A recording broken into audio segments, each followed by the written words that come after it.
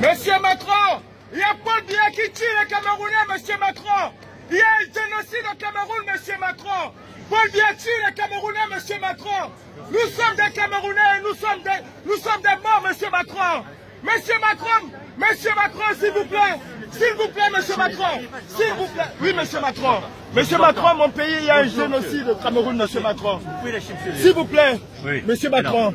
Il y a un génocide au Cameroun, monsieur Macron. C'est un honneur pour moi, c'est un plaisir de vous voir, monsieur Macron. Moi aussi. Il y a plus de 22 morts qui sont morts calcinés, monsieur Macron. Je sais ça. Nous sommes des Camerounais et nous souffrons.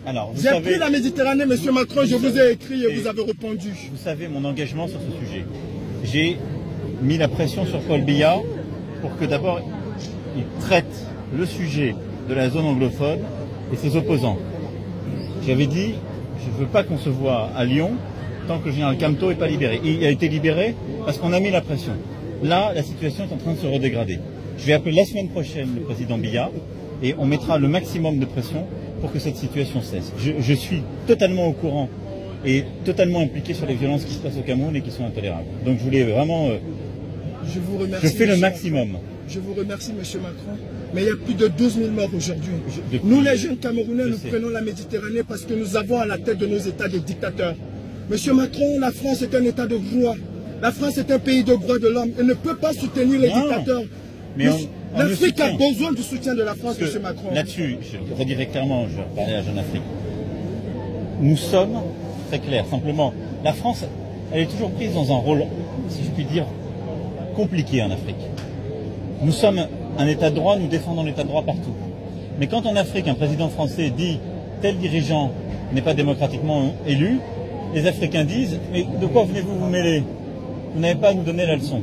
Donc moi, j'ai dit partout, je veux des dirigeants démocratiquement élus. Et là où ils ne sont pas démocratiquement élus, je travaillerai avec la société civile.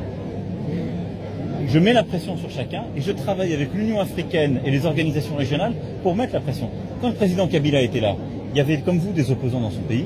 On a mis la pression, on a travaillé avec plusieurs autres présidents. On a réussi à ce qu'il y ait une alternance politique pour avoir le président Tshisekedi. Sur le président Biya, je lui ai dit, il doit rouvrir le jeu, il doit décentraliser, il doit libérer les opposants politiques, il doit faire respecter l'état de droit. Je mettrai tout ce qui est en mon pouvoir pour le faire, je veux vraiment que vous le sachiez. Mais ce n'est pas la France qui peut faire la démocratie au Cameroun à la place des Camerounaises et des Camerounais. Je le comprends, monsieur le président, sauf que quand ils viennent prendre de l'argent en Afrique, quand ils viennent vous prendre de l'argent, c'est pas une ingérence. Si la France donne de l'argent au président africain. Non, moi là-dessus on est très vigilant, j'aurai l'occasion d'y revenir dans notre stratégie sur l'aide publique au développement. Nous finançons des projets. On ne donne pas d'argent à un président ou à un gouvernant. Sauf que ces projets que vous financez sont détournés.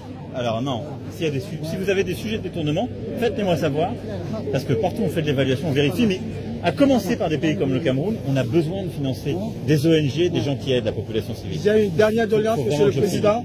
Il y a des opposants au Cameroun, il y a une femme, Rosa Ndimeni, qui est en prison tout simplement parce qu'elle a demandé le boycott. Est-ce que vous pouvez faire qu'on libère ces gens? Parce qu'on sait que quand vous passez un coup de fil à M. Biya, il le fait. J'espère. Est-ce que vous pouvez me donner les noms? Je vous enverrai le nom, monsieur le président. Dites-moi qui je parlerai avec cette personne. Parce qu'il prennent les noms.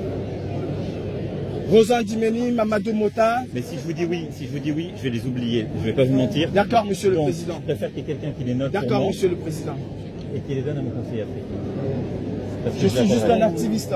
Je suis un activiste. J'ai pris la Méditerranée pour venir en France. La France est un état de droit et ne peut pas supporter ce genre de choses.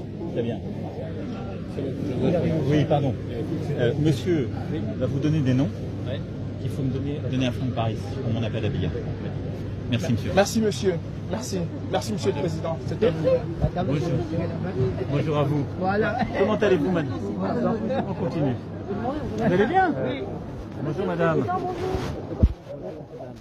Pardon. Comment vous voulez qu'on fasse? Vous me faites un mail avec tes noms? Oui, ça vous va? Oui, monsieur. Vous arrivez à le faire rapidement? Oui, je peux vous faire le mail, mais demain, je prends le temps de répertorier. Je vous donne ma carte. Merci, monsieur. Mon mail est là. Merci, monsieur. Merci beaucoup. Merci. Voilà.